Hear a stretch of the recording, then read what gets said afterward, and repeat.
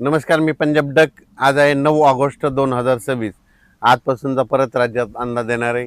राज्यामध्ये 9 ऑगस्ट, 10, 11, 12, 13च्या दरम्यान या 4 दिवसामध्ये काही काही भागामध्ये पाऊस पडणार आहे. तुरळक ठिकाणी पावसाचा अंदाज आहे, काही काही ठिकाणी जोरात पडणार आहे. म्हणून हा अंदाज सर्व शेतकऱ्यांसाठी सांगणार आहे. तर आज 9 ऑगस्टला तुम्हाला एक सांगू इच्छितो की एक भुवनेश्वरजवळ असलेला एक कमी दाबाचा पट्टा ते छत्तीसगडकडून मध्य प्रदेशकडून इकडे गुजरातकडे जात असल्यामुळं महाराष्ट्रामध्ये काय होणार आहे, नागपूर, भंडारा, गोंदिया, चंद्रपूर, वर्धा आणि त्याच्यानंतर अमरावती ह्या परिसरामध्ये काय होणार, ह्या 2-3 दिवस तिकडं पाऊस पडणार आहे.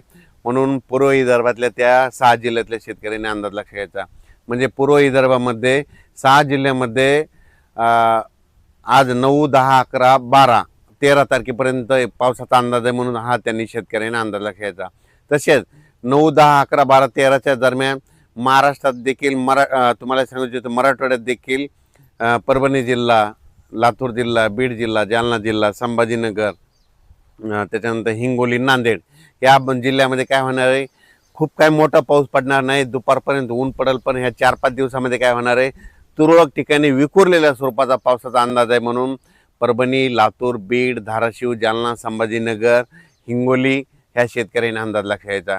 त्याच्यानंतर राज्यात आपण उत्तर कोकणपट्टीकडे वळू. तर कोकणपट्टीकडे मात्र आज 9 ऑगस्टपासून ते 14-15 ऑगस्टपर्यंत तिकडं मात्र पाऊस सरी थोडा चालूच राहील. म्हणून हा अंदाज सर्व शेतकऱ्यांना लक्षात घ्यायचा. नाशिककडे देखील पाऊस थोडाफार चालूच राहील, सरी चालू राहील. म्हणून नाशिक जिल्ह्यातील शेतकऱ्यांना अंदाज लक्षात घ्यायचा. नंदुरबार, धुळे आणि जळगाव जिल्ह्यातल्या शेतकऱ्यांना सांगू इच्छितो की 12, 13, 14च्या दरम्यान तुमच्याकडे देखील ते कमी दाबाचा पट्टा वरतून जात असल्यामुळे गुजरातकडे जात असल्यामुळं तुमच्याकडं 12, 13 आणि 14 ऑगस्टच्या दरम्यान तिकडं तुमच्या इकडे तुरळक ठिकाणी वेगवेगळ्या भागात जोराचा पाऊस पडेल. म्हणून हा अंदाज लक्षात घ्यायचा. विहिरीला पाणी येणारा असा पाऊस सध्या तरी महाराष्ट्रात नाही. म्हणून हा अंदाज सर्व शेतकऱ्यांनी लक्षात घ्यायचा. त्याच्यानंतर इकडं अहिल्यानगरकडे देखील, अहिल्यानगरच्या सर्व जिल्ह्यात सगळीकडे जोराचा पाऊस पडणार नाही, फक्त विखुरलेल्या स्वरूपाचाच पाऊस असणार आहे. म्हणून हा अहिल्यानगरच्या संपूर्ण जिल्ह्यातल्या, तालुक्यातल्या, शहरातल्या, गावातल्या लोकांनी हा अंदाज लक्षात घ्यायचा. त्याच्यानंतर पुणे, सातारा, सांगली, सोलापूर, कोल्हापूर त्या पश्चिम महाराष्ट्रात देखील काय होणार आहे, सरीत राहणार आहे. तुरळक ठिकाणी विखुरलेल्या स्वरूपात आणखीन 4 म्हणजे 9, 10, 11, 12, 13 ऑगस्टपर्यंत पाऊस राहणार आहे.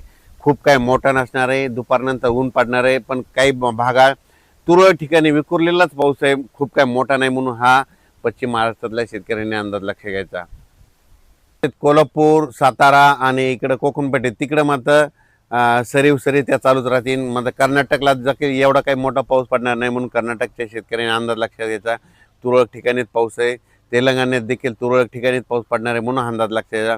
फक्त एक कमी दाबाचा पट्टा भुवनेश्वरहून आपलं इकडं मध्य प्रदेशकडे जात असल्यामुळं विदर्भातच पाऊस पडणार आहे. ते पूर्व विदर्भात मग वर्धा, नागपूर, भंडारा, गोंदिया, चंद्रपूर, त्याच्यानंतर यवतमाळचा काही भाग आणि अमरावती, त्याच्यानंतर मोर्शी असं करत परतवाडा, इकडं जळगाव, जामोद, इकडं जळगाव, रावेर, धुळे, नंदुरबार ह्या पट्ट्यामध्ये जात असल्यामुळं मग ह्यामध्ये 11, 12, 13च्या दरम्यान तिकडल्या भागातच म्हणजे मध्य प्रदेशच्या बाजून महाराष्ट्र जे लगतचे जिल्हे, तालुके येतात त्या शेजारच्या तालुक्यामध्ये पाऊस पडणार आहे. म्हणून हा अंदाज लक्षात आहे.